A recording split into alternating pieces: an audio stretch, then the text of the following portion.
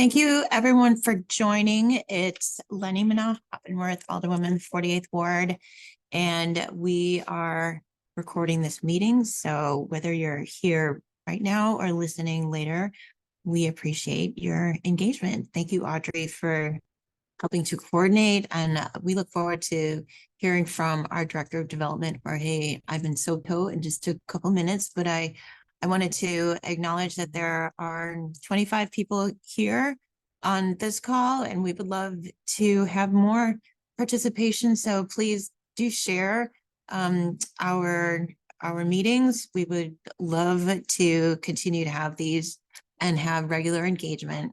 I wanted to shout out to a couple new businesses in the ward in the 48th, including Tesfa and Lost Hours, the Lost Hours that just opened up on Broadway, and also Violet Hawthorne on Clark Street. And I welcome you now to use the chat in the Zoom to plug in any other small business that you have visited in the last week or you're looking forward to visiting, because the small businesses in the 48th Ward particularly have created the atmosphere that we all love today. So many business corridors rely on our support as locals, and small businesses, every dollar spent there keeps 70% of it in our local economy. So please support your small businesses. And with that, I will pass it to Audrey.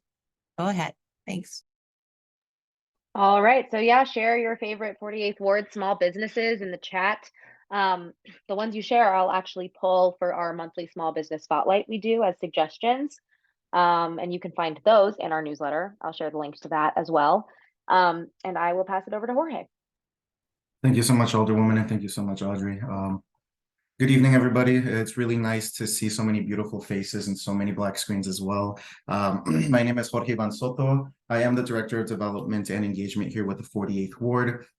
Just some quick things about me, just to get you a little bit more familiar with my background and my work. I am a first-generation Mexican-American, born and raised in Iowa and also in Mexico at the same time. I do hold a master's in public policy from the University of Chicago. I hold a bachelor's degree in political science from Mizzou. And previously, before jumping on to this wonderful office and this wonderful ward, I was working as the policy director for the Illinois Hispanic Chamber of Commerce. And we were really working on just providing more microloan options and getting minority-owned businesses certified and finding streamlined processes to do that. I was also a strategic planning consultant for a lot of nonprofit organizations.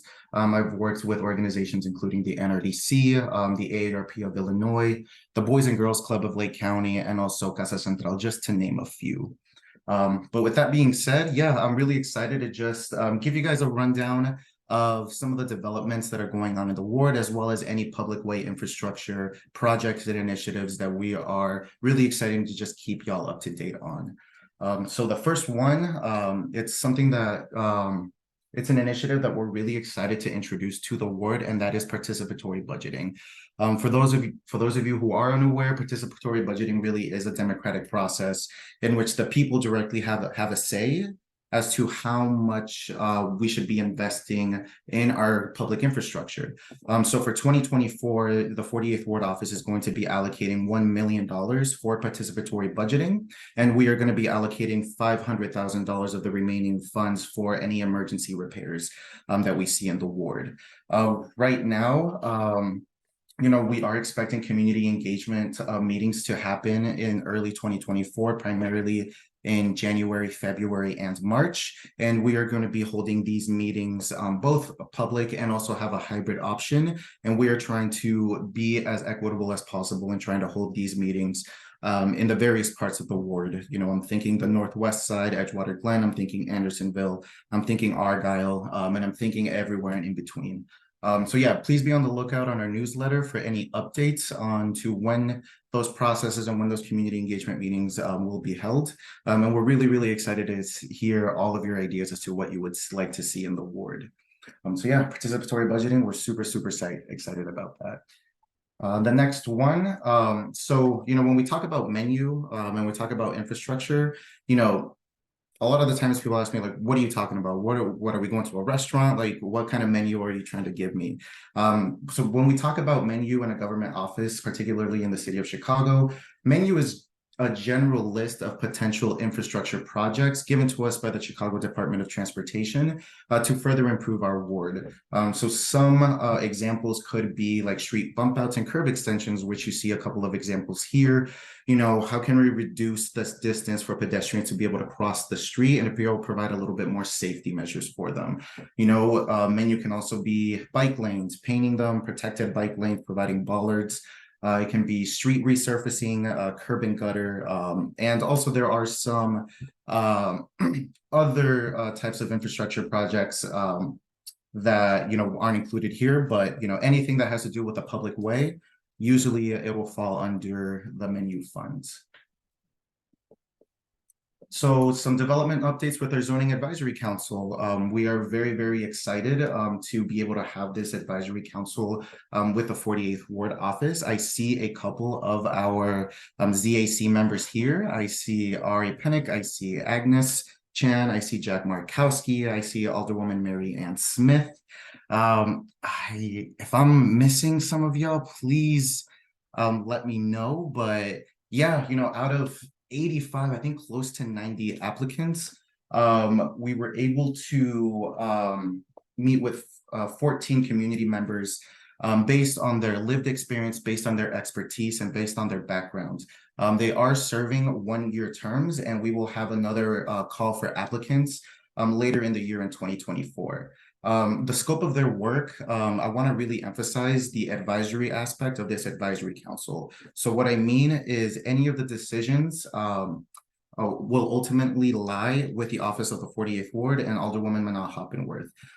Again, this is an advisory council, so the decisions and the responsibilities of those decisions do not lie on our members, but they lie in our office, and they are here to give us their honest assessments and honest recommendations as to what we should do with any zoning change inquiries.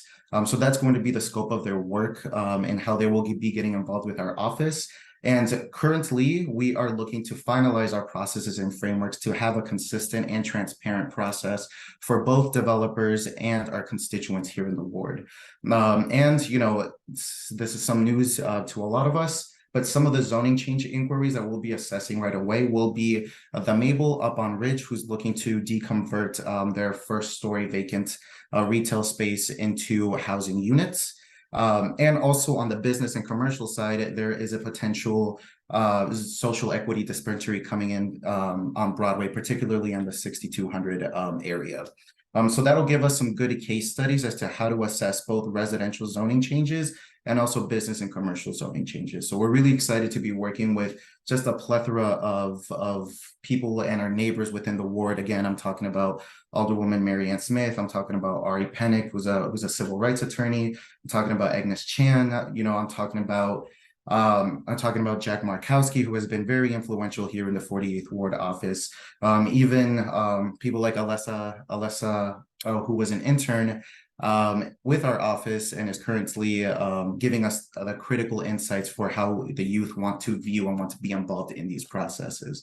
So yeah, we're really excited for the Zoning Advisory Council, and we're really excited to update y'all on our processes and the frameworks. So one of the first development updates that we have for y'all is probably one of the most famous projects that we have here going on in the 48th Ward, and that is the 5853 North Broadway project, which is set to be a 100% affordable housing project. And currently, they are seeking funding from the Department of Housing in order to move to the next stage. They have applied for the LIHTC tax credits, which is the low-income housing tax credits. And it's, to be completely transparent, it is a very, very competitive application process. Out of the 32 applicants from this year, about 9 to 12 projects will be selected to be funded. Our office has provided a letter of support for this project, and we are doing everything that we can to see that this development project moves through. If a situation arises where they weren't able to get these LIHTC tax credits, you know, we are going to be working diligently with them to figure out other means of funds to provide them. You know, there are a lot of promising opportunities with the Inflation Reduction Act, a lot of tax credits that are coming our way, and a lot of investments, particularly for development projects that have a sustainable design and sustainable aspect incorporated into those designs. So those are other alternative funding opportunities that we'll be looking for if this project isn't able to get that light tech tax credit funds. Another development project that's well within the works is 1101 West Argyle. So that is a project that's located on the southwest corner of West Argyle Street and North Winthrop. For those who have been here for a while, it's the former site of the Wanam grocery store. It's a proposed mixed-use building. It's 6 stories tall with a first floor slated to be retail space. The demolition permits were issued back in April of 2023. This was a tear down building, and these are some of the renderings of the proposed designs. They are still currently in that leveling process, but we'll keep y'all updated as soon as more updates come with this development. But we're really, really excited, and we were working with Paul Tsang and provided a letter of support for this building, and we're really hoping that this can just provide a little bit more housing opportunities for that Argyle strip. Another exciting update that's actually just about ready to finish up is 5691 North Ridge. So this is a 9-unit plus commercial space designed, and it's also designed to be universally accessible. So they are intending to be fully ADA compliant, and also have further measures to just be able to access the building as a whole. It is also one of the more sustainable buildings. There is this LEED silver standard that they have applied and got the certification of, which basically will just provide a more sustainable measures for powering up that building. So they're really looking to keep costs down, and they're really looking to be a sustainable building. They are expected to finish up by the end of the year in 2023, and though you can see the renderings here on the left, as well as what the current state of the project is on the right. So you can see, they're just about getting ready to finish up that project, and we're really, really excited to see that moving forward. And again, providing more housing opportunities for our community. 952 West Carmen, it's still touching on that sustainability side. This is a proposed development that's on the corner of Carmen and Sheridan. It is an 8-story plus basement mixed-use apartment building. It's intended to have 77 residential spaces, plus the first floor is intended for retail space. One of the really interesting aspects about, I'm just gonna admit one person here. One of the very interesting aspects of this proposed development is that it's going to be fully powered by geothermal energy.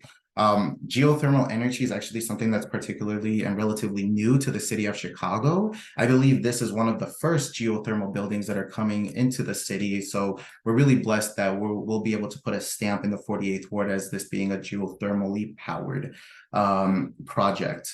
They basically drill into the earth and use the material from the earth to kind of provide heat and power into this building. And I think this just goes to show that designing sustainable buildings is economically viable and feasible.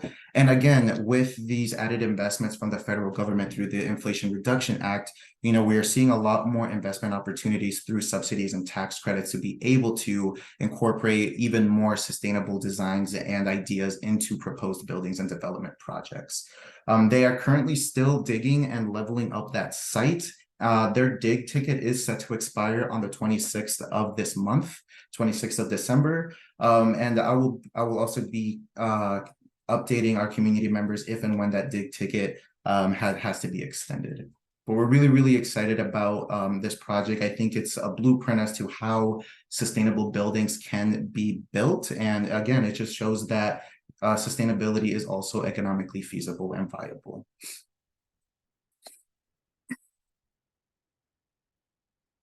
The Clark Street Streetscape project from Devon to Arthur. So even though this touches a little bit into our ward, we still believe that it's worth talking about and worth mentioning. So for those of you who are unaware, this Clark Street Streetscape project, it consists of numerous infrastructure upgrades onto that strip to provide just more safety measures and have it be a little bit more pedestrian friendly.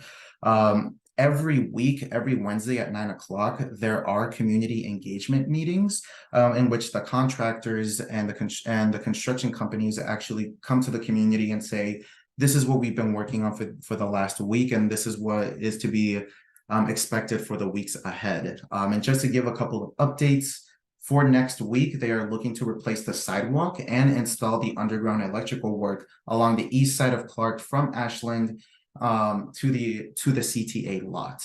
And again, they do have weekly community engagement meetings at 9 o'clock, which are virtual. If you would like to be a part of those meetings, or if you would like to join, please feel free to reach out to me and I can get you that link. I will have my contact information here at the end of this presentation. So please feel free to reach out to me if this is something that interests you. Along with the Clark Street corridor, we have the famous, or maybe to a lot of you, the infamous Clark Street Protected Bike Lanes project. So this is a project that was first introduced and the construction started back in 2022.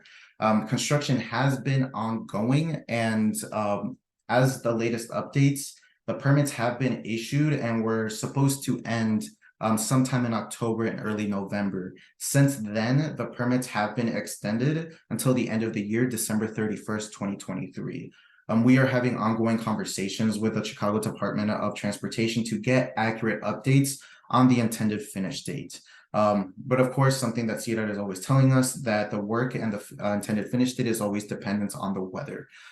Again, it's to nobody's surprise that Chicago can get very, very cold, and sometimes these construction projects can possibly be delayed. So we will also be making sure that we update our constituents onto when we can expect this project to be finished. But as of now, they have an intended finish date of December 31st, 2023. The CTA RPM. So we are really excited to just be able to let our community know that over 1 mile of the underpass of the CTA red line is going to be activated for public use. Right now, the CTA is currently assessing which land is actually activatable and which land is going to have to be retained so they can have access to the red line to provide maintenance, electrical work, any sort of updates and what have you. The CTA RPM team did let us know that we can expect community engagement meetings to be in early 2024. So please be on the lookout for that, as we are really, really excited to just gather ideas as to what our community wants to see in that underpass. So those are just some quick updates with the RPM. And yeah, we're really excited to update our community as to when those engagement meetings will be held and where. So I'm just going to be playing this interactive video for y'all. Please mind the sound, and also I do have to apologize. This admittedly is from the Wisconsin Department of Transportation, so please just bear with me on that. So the proposed pedestrian beacon light, or what's called the hawk light, has been proposed on the intersections of Ridge and Wayne. You can kind of see here on the right side what it's going to look like. And you can see that, it's basically one of those push of the buttons. It will stop these cars so pedestrians can cross it. The intersections of Ridge and Wayne have notoriously been a safety concern for a lot of our pedestrians, a lot of our cyclists, and basically a lot of our non-car users. The design phase has recently been completed, and both IDOT and CDOT let us know that the project is going to cost around $1.28 million. Currently, $300,000 have been allocated by the 48th Ward office through our menu funds, and we are dedicated to continue to work with our state legislators and our city departments to secure the rest of the funds needed for this project to move forward. So this is something that I know has been in the works for a couple of years now, and We're really hoping that we're able to get this funding through our city departments and through our state representatives and senators, and hopefully we're able to push this through in 2024. But as of now, there are currently only $300,000 allocated of the 1.28 million that's required to have this project fully funded.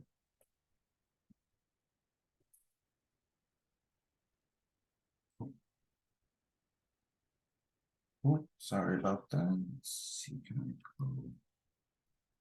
There we go. So some refuge island updates on Broadway. So there have been initiatives that have started back in 2022, 2021 even, I believe, on just providing some improved safety measures and a little bit more pedestrian friendly pieces of infrastructure on Broadway from Foster all the way up to Devon. Currently there is one refuge island that has been built on Broadway and Winona. You can kind of see this before and after picture. Currently, it was getting to be pretty dangerous to cross that street. And unfortunately, we did have a community member that passed away earlier this year through a hit and run. We are working diligently and we are working proactively. And I also want to thank the Alderwoman for pushing to get these refuge islands installed as soon as possible, particularly the one on Broadway and Winona. We do have more coming on Broadway and Hood, on Broadway and Rosemont, and we're still looking to finalize, I think, one more to continue kind of these pedestrian-oriented infrastructure measures for our community. We can expect these constructions for these refuge islands to continue along Broadway in 2024. The 48th Ward bike grid. So we have a couple of updates with that. We are currently working with the Chicago Department of Transportation's Complete Street team to improve our bike grid infrastructure. We're also very fortunate to work with organizations such as ASCO, which I believe Sandy is here. So welcome, Sandy. Thank you so much for working with our office and kind of identifying these gaps and core issues that we've been seeing along the bike grid. And that really comes to helping our bikers navigate the actual bike grid and providing better signage and guidances for them to actually be able to access the Lakeshore Drive. One of the ongoing concerns and safety concerns has been that a lot of bikers get confused on that Sheridan Strip, especially trying to go to Hollywood Beach. There isn't a detailed and efficient, in my opinion, navigation system for our bikers to be able to access the lakeshore. So currently working again with our city departments and also our community organizations to identify the gaps and really pinpoint the areas in which we can incorporate some of these safety measures and some of these signs. We're also looking at other measures to improve our bike lanes, such as we're surveying those streets to be resurfaced and getting some cost estimates, because there are a couple of streets that are crumbling and we need to be able to resurface those. We're also looking to repaint some of our bike lanes, particularly on Kenmore, closer to Devon. If you bike there, you can kind of see that those painted strips are almost not at this point. We're looking at anything and everything to just have our bike grid be a little bit more identifiable. Excuse me for a second.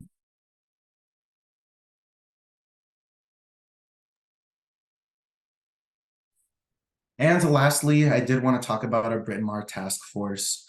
So it's to nobody's surprise that we decided to set up our offices in the historic Bryn Mawr corridor because we felt a vital need to plant and establish ourselves there and really make our community know that we really are dedicated to work with both community members, organizations, small business owners, our artists, and our city departments, and figuring out ways that we can, really revitalize this historic corridor that is just longing for opportunity. There's so much potential there, but it really starts with, getting the feedback of our community. We are looking to have a revitalization task force coming into 2024. But in the meantime, send me any and all of your suggestions that you may have. What small businesses would you like to see? What's the best way that you think could make Bryn Mawr be not only a gateway to the lakeshore, but really a gateway to our ward in general? We have Broadway right there. We have the lakeshore to the east of us. And again, we just feel like, you know, this historical corridor really needs a lot of love, a lot of engagement, and a lot of big ideas. And so that's one of the main reasons why we're really excited about establishing ourselves on Bryn Mawr, but also just equally as excited of having this revitalization task force. So yeah, please be on the lookout on our newsletter for any updates to that.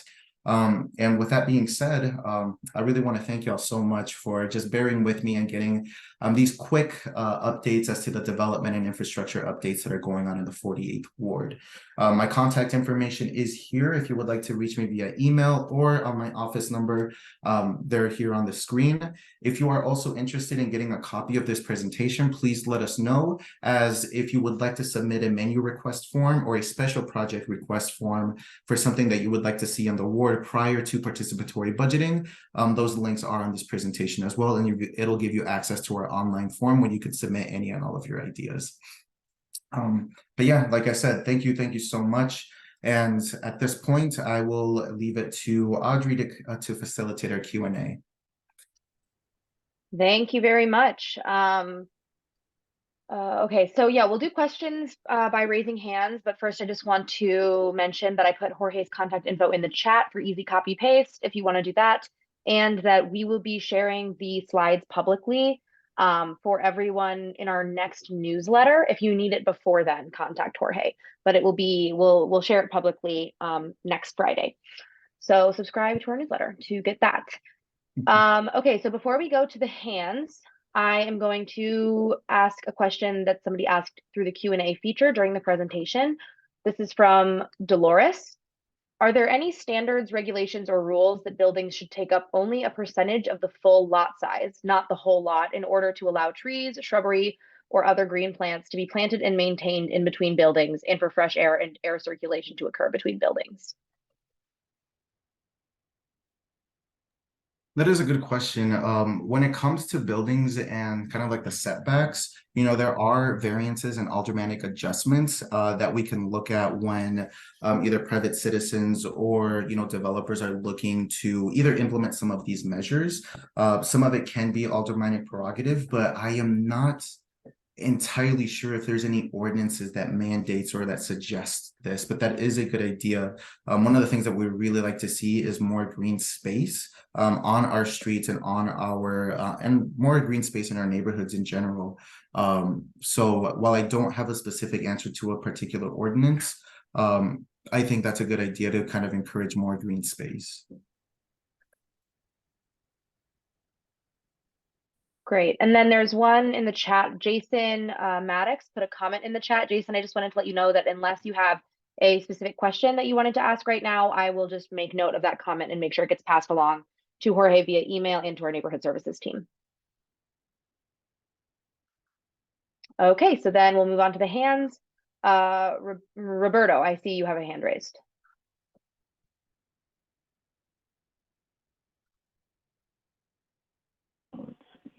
Hi, can everybody hear me?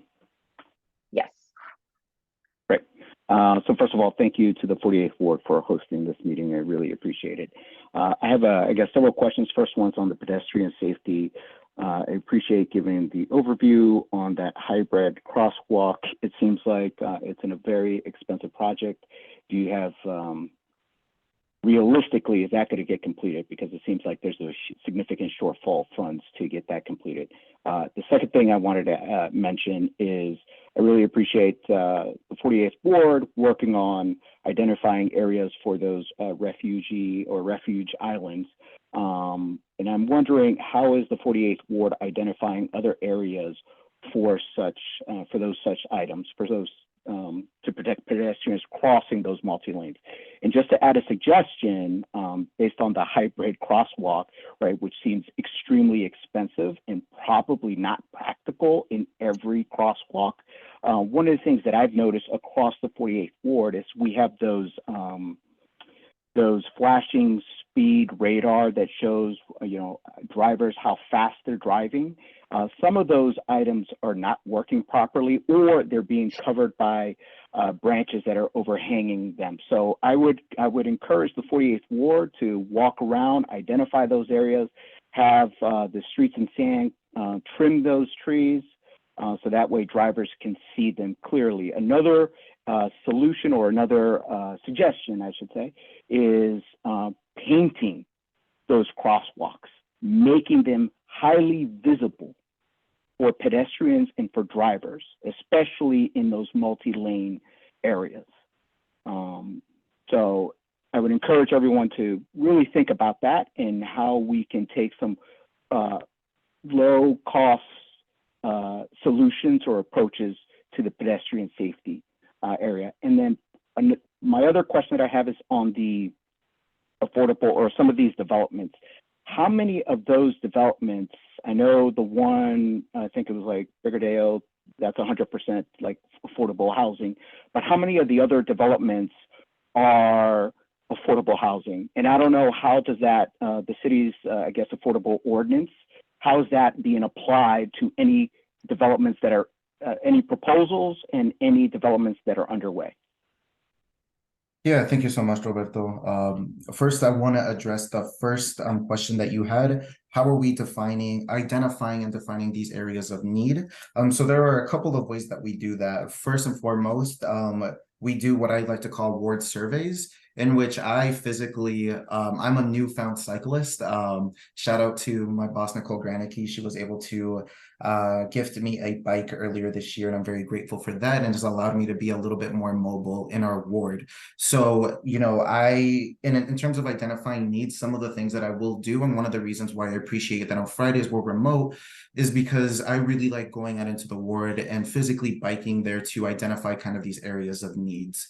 You know, sometimes I will bike in the morning and just kind of see what the traffic looks like in our schools. I'm thinking McCutcheon, I'm thinking Sen, I'm thinking Haight, and also Gowdy. You know, I used to live right on Foster and Sheridan, so you know, I do know a little bit more about those areas of needs when it comes to, you know, our schools up in Gowdy.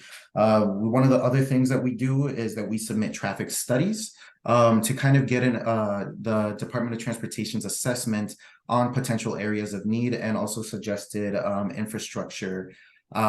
suggested infrastructures that we can put into place. And then lastly, you know, it's you, the community. So that's why I'm really appreciative that we are able to introduce participatory budgeting, but also have these request forms for the public to make suggestions to say like, hey, the intersection of, you know, Foster and Sheridan is getting really dangerous.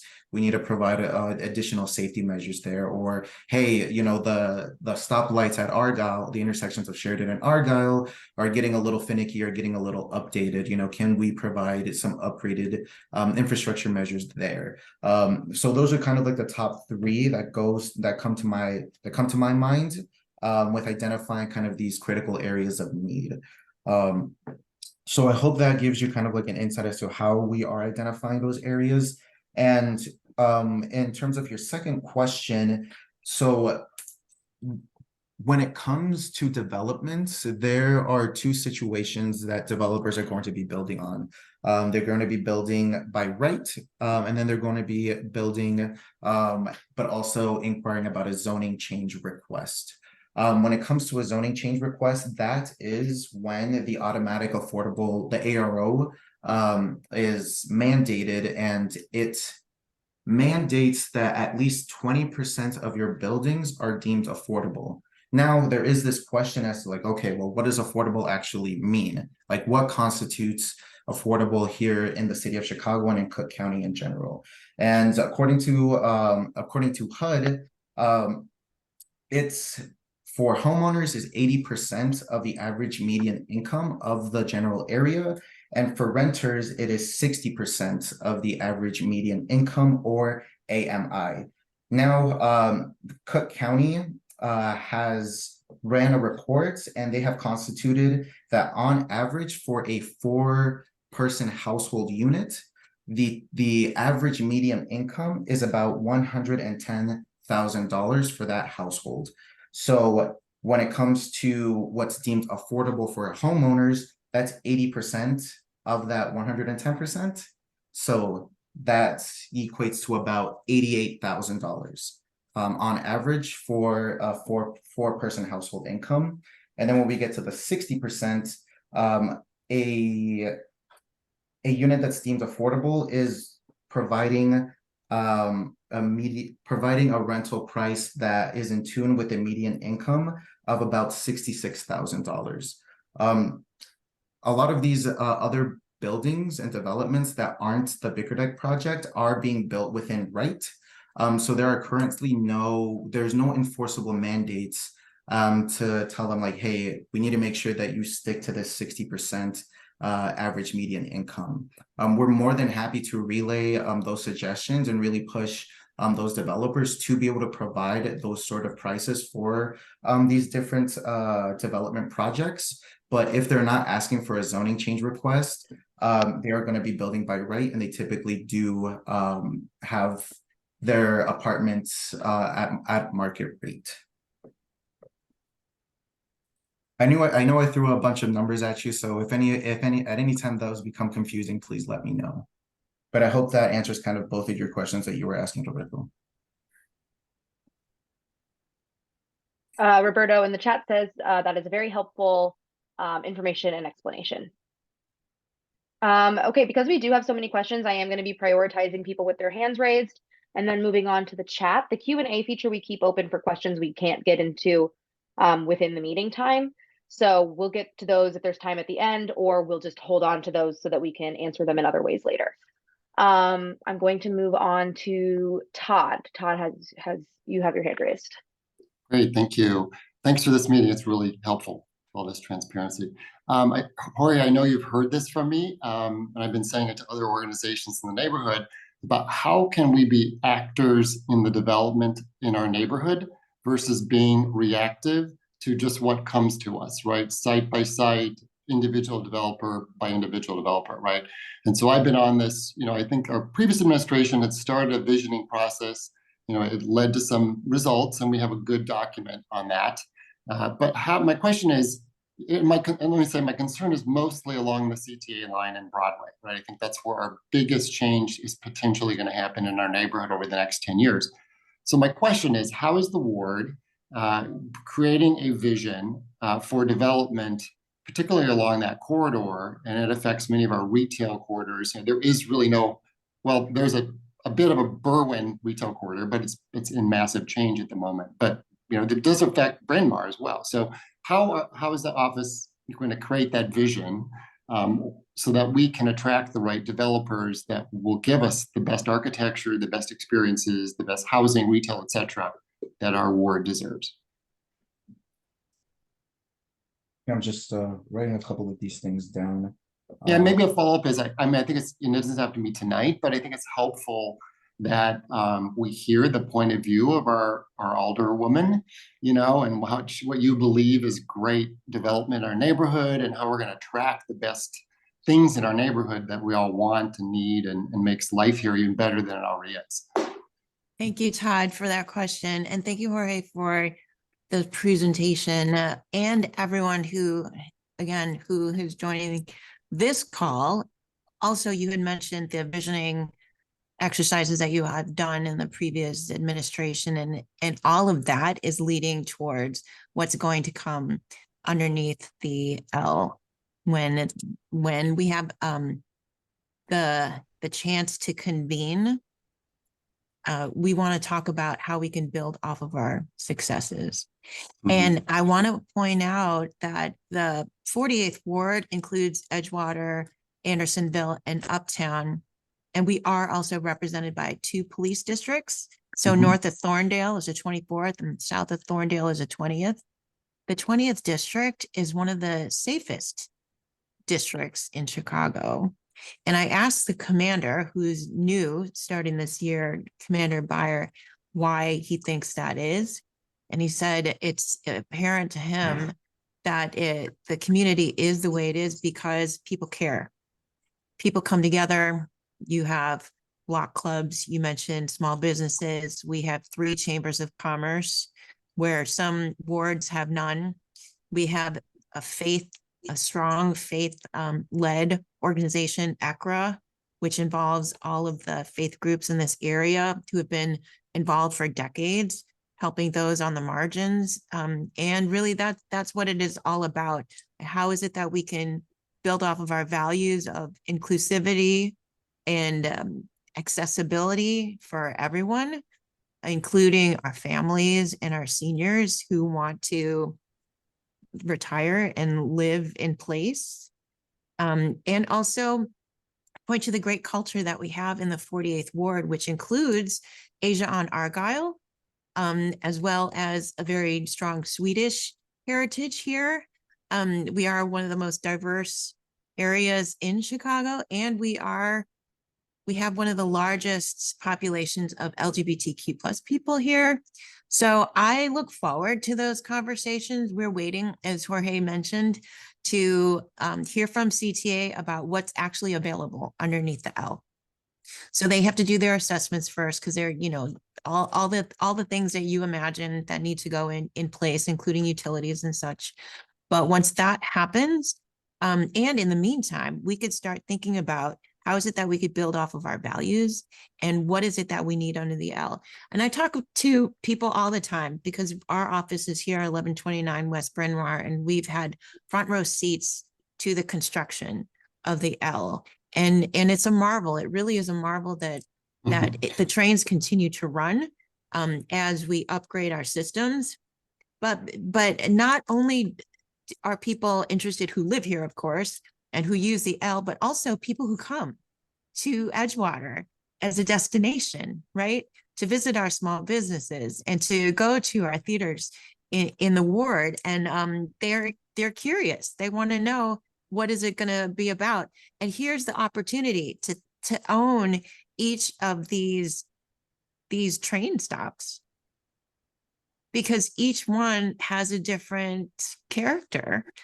And so we hope that everyone will be involved in those conversations. I look forward to them. And if you're not already plugged in, please connect with Audrey, and she can sign you up for our newsletter so we can keep in touch.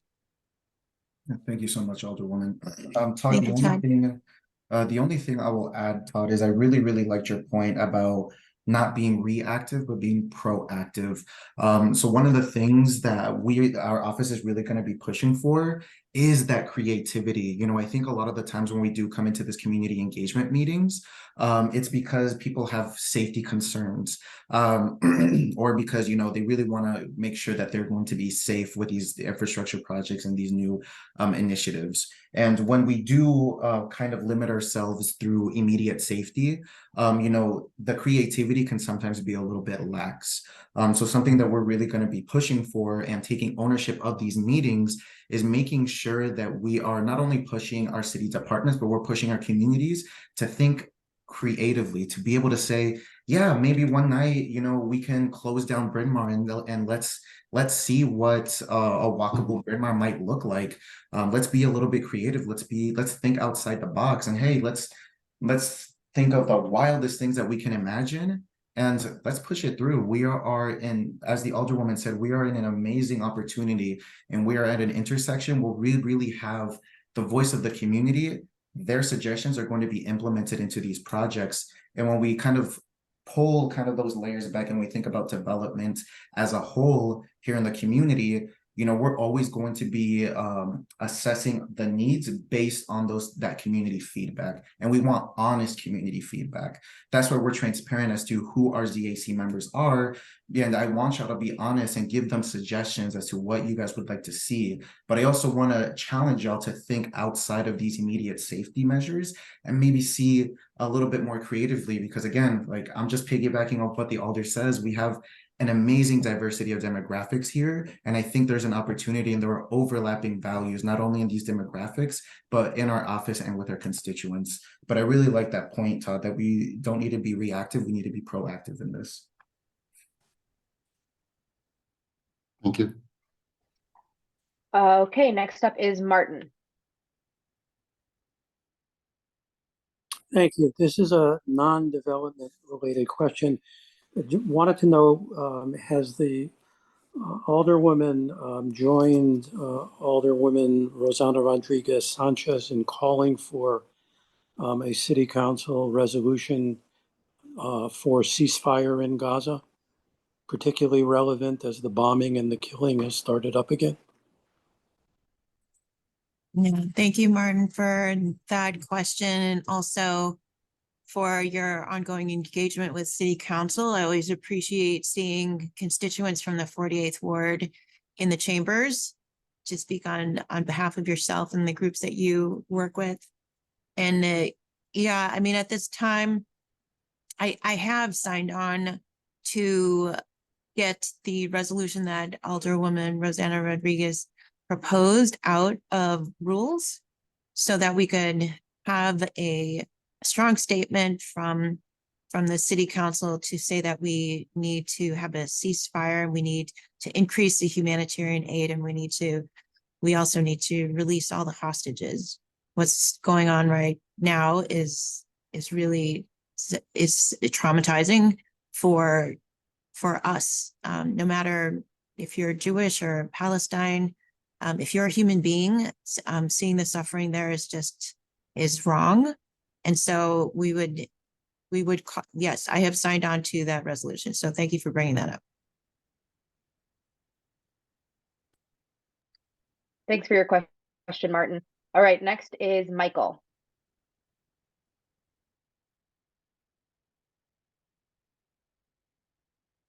Oh, it looks like you might be muted. Okay. Hi, thank you very much for this information, this opportunity for the award night.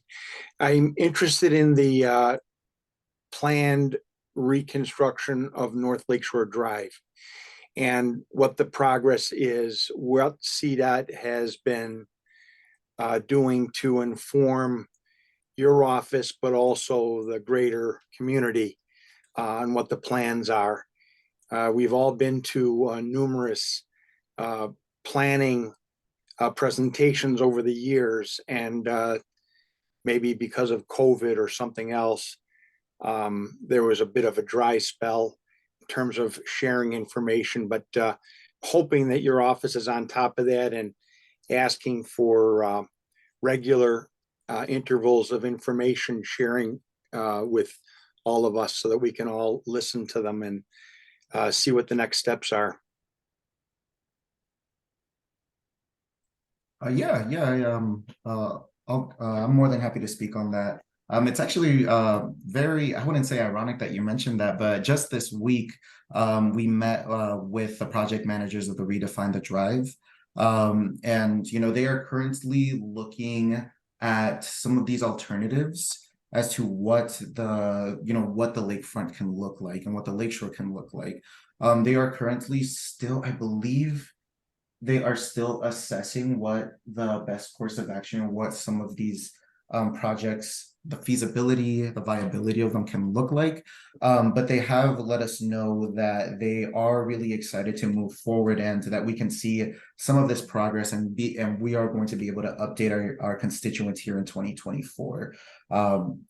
But yeah, no, that's a really, really good question, because I know that this has been many years coming. You know, there are various environmental impacts that the current state of the Lakeshore Drive have. It's also pretty outdated. I believe it's nearly a 100-year-old piece of infrastructure that, you know, the city of Chicago really is looking to revamp and revitalize. Yeah, thank you for that question, Michael. I was curious to know, of those that are on the call, who uses Hollywood to get to Lakeshore Drive in the morning. Yeah, one of the things that they did mention is there's a manual component. So every day they go out there and they put out these cones to direct traffic. And that kind of blew my mind, but it's true. So this project will actually address that so that it doesn't need to be manual.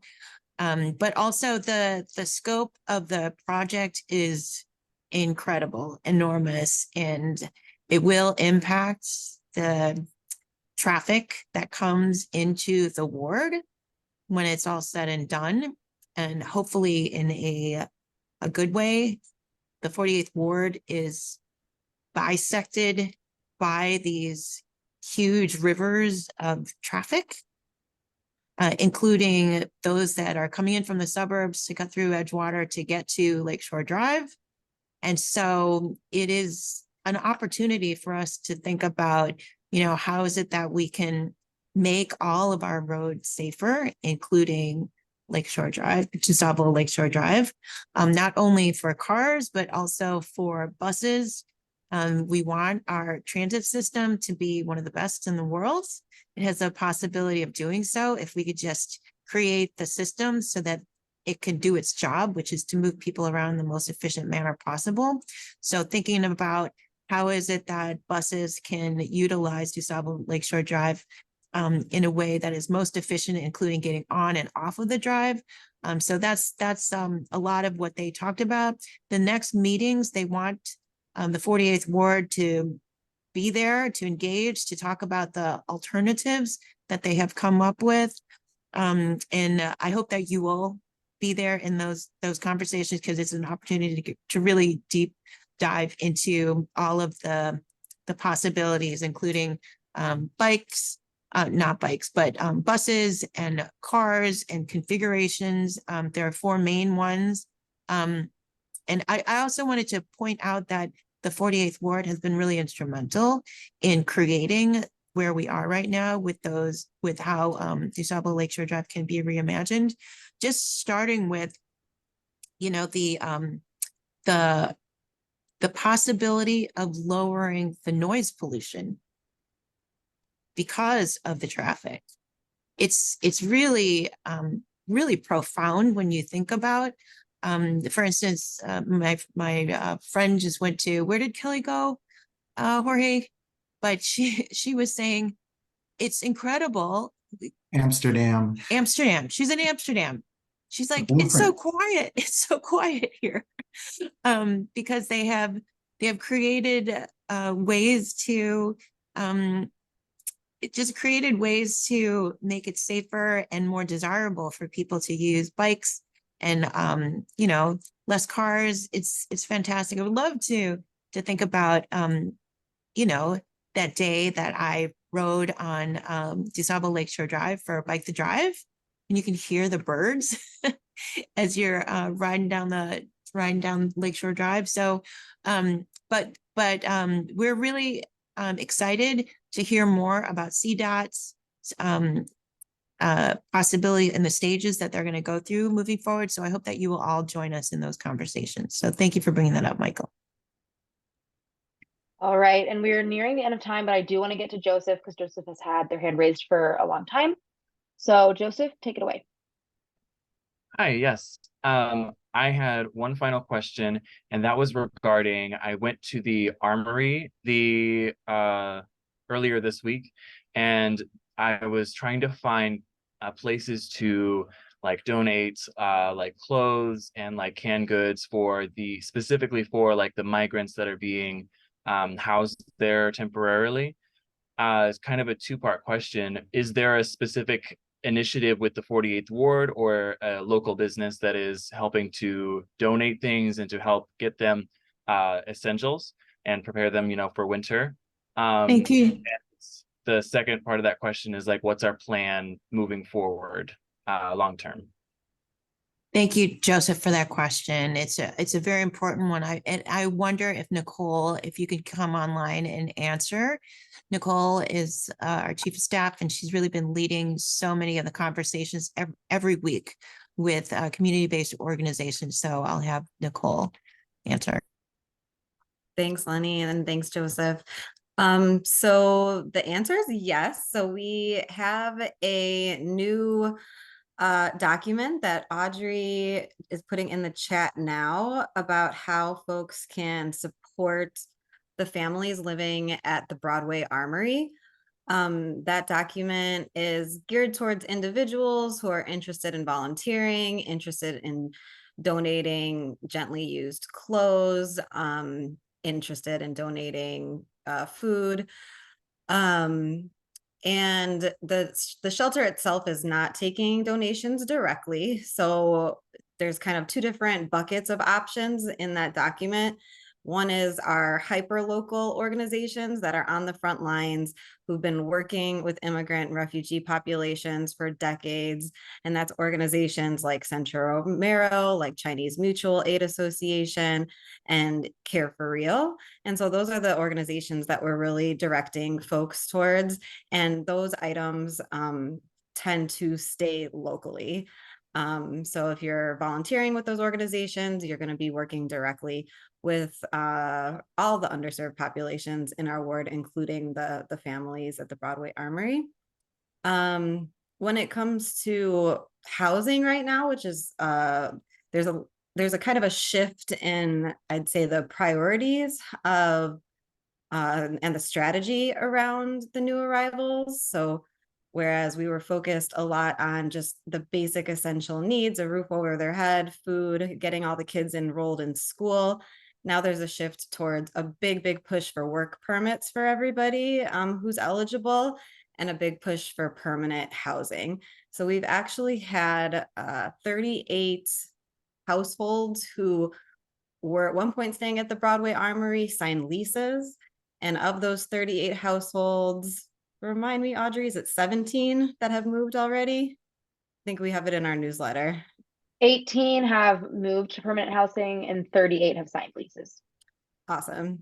So now we're in this new phase where we're seeing more of like a rotation of folks. So when families find permanent housing, they're moving out of the Armory, and then they are being replaced because there are still buses coming. There are still people sleeping at the police station and at the airports. So we still have that 350 person capacity at the Armory. We haven't seen that number go down too much because people keep being replaced, but we were excited to share in our newsletter that, yeah, there have been 38 leases signed and households have already moved out. So that is some great progress. And we just had a session today at noon for landlords who are interested in housing new arrivals.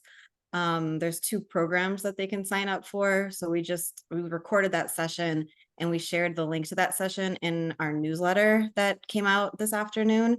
So if you are a landlord, or if you know a landlord, I would really encourage you to watch that session. There were 4 landlords who spoke about their firsthand experience housing new arrivals. And we're trying to get more landlords interested who live in the 48th Ward or who live in Edgewater, Uptown, Rogers Park, the surrounding areas, because what we have been told is that all of the families who have signed leases who were staying at the Broadway Armory found housing outside of our community. We want to give them the option to stay. Most of the children are enrolled at Swift, and we'd love them to stay in our school and our community. Does that answer your question, Joseph? A bit. Yes, that does give me a little bit clearer, like understanding of where the ward is standing with initiatives to help. Great. And definitely sign up for our newsletter too, because we always are updating kind of what's going on with different drives that we're supporting. We did a big winter coat drive and suitcase drive with the Ismaili Center not long ago, and we've been sharing other toy drives that are going on right now, boot drives. So there's a lot of efforts that kind of come and go, but those will always make it in the newsletter. And then there's our organizations that anchor this work in our community and are the experts who've been doing this for a long time.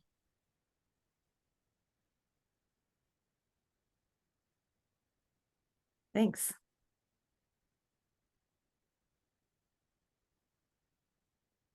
All right, well then it seems like that concludes our Q&A. So feel free to head out if you've got to head out. I'll leave time if Lenny, you want to close it out, or Jorge. But if you do have any questions that weren't answered, throw them in the Q&A or the chat at this point, so that we can hold on to them and know what people are thinking about and what might not have gotten resolved at this meeting. And then, yeah, enjoy your weekend, everybody. Thank you so much for coming. Thanks, everyone. See you next time.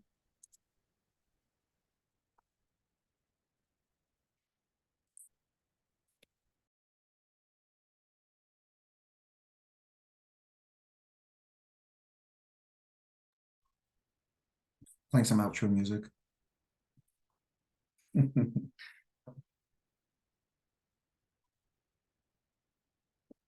Can we All right, stop so- recording and hang out for a sec? Yeah, sure. I'm down. All right, thank you. All right, thank you so much for joining us. I hope to see you here really